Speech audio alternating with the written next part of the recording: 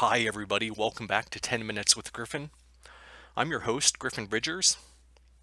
For today's episode, episode 140, I'm going to step away from the typical educational topics I like to dive into, and I want to dive more into a personal story and share more about my personal story with lifetime gifts and how, in particular, a lifetime gift affected me, although small in amount, with the hope that maybe I can lend some perspective that helps more practitioners to examine both sides of any sort of gifting or estate planning arrangement.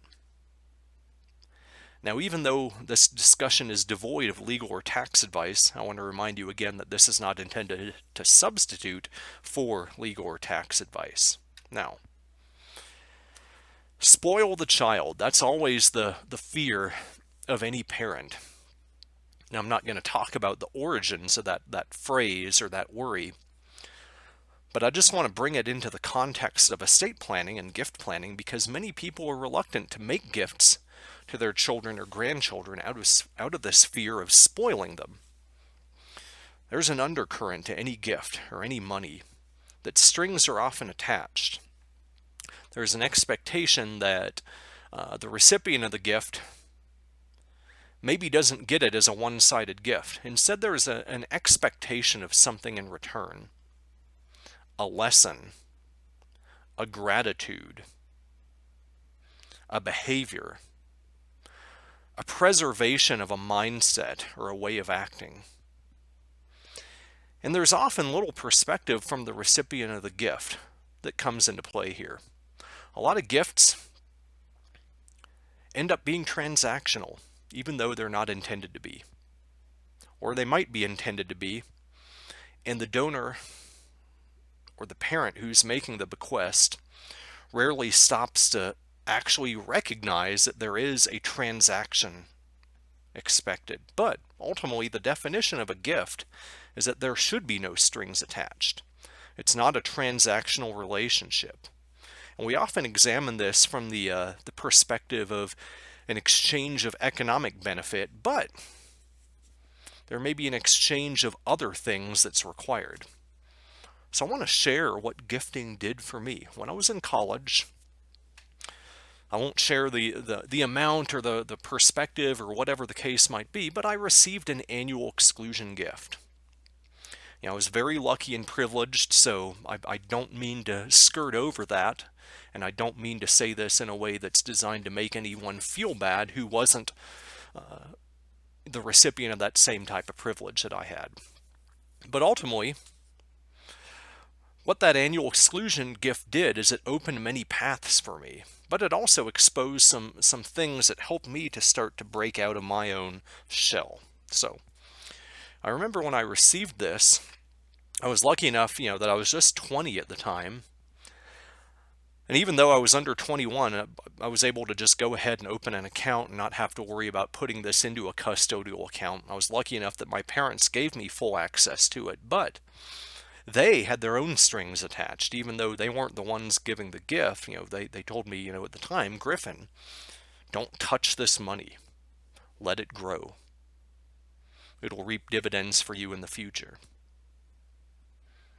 Well, guess what? I touched the money. Sorry, Mom and Dad.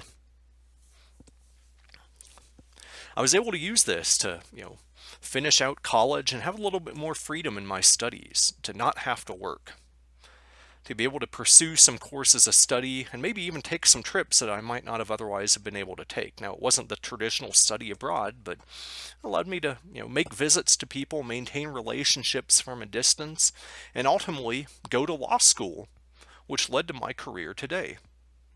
So, there's a lot of economic benefit, obviously, I got out of that gift, but it gave me freedom. And even though the gift was small and the freedom was small, it was freedom nonetheless. And lessons come from freedom.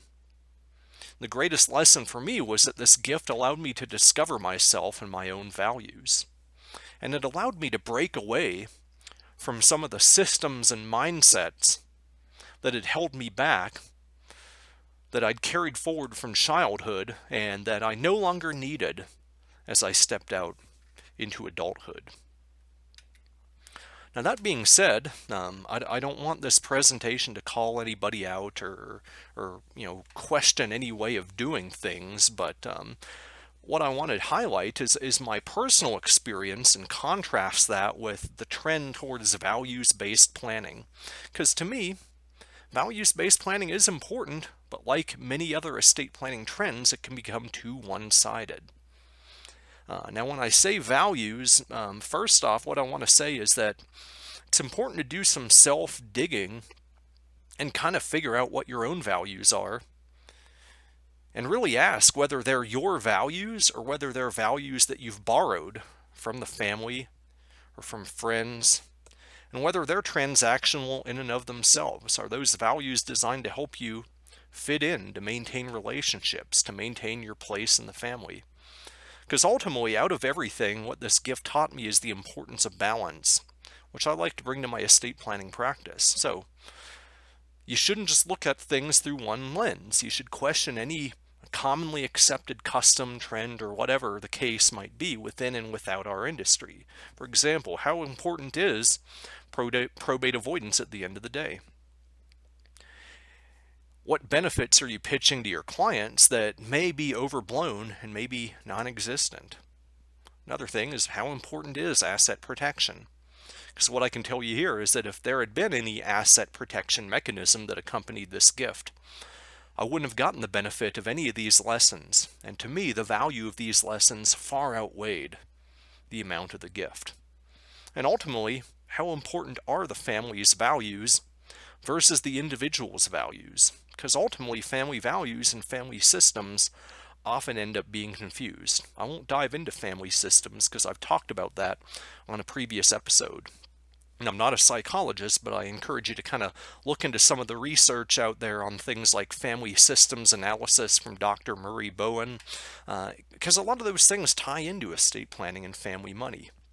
And I'm not here to say that there isn't value to values, beliefs, virtues, and teaching those, especially the value of hard work and productivity. But at the same time, I think it helps to have a balance between the values you adopt as a string being attached, either to money or to a continuing relationship, as compared to having the freedom to explore your own values, having that liberty. I won't get into positive versus negative liberty, but that's another good thing to look at, and maybe look at integrating into your own practice as well. So ultimately, this is hard as an attorney, because ultimately you represent not necessarily a family as a whole, but you represent one generation. And you have to represent and advocate for their wishes. You can't take a balanced approach in a lot of situations. So I completely understand the pushback and the defensiveness that could accompany this type of thing.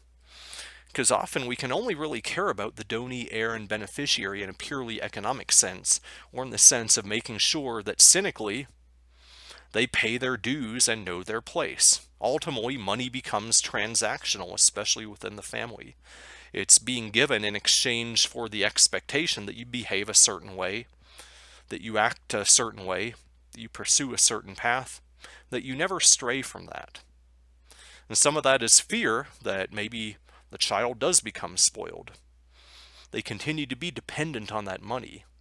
They continue to be dependent on the older generation, and they don't discover that true independence.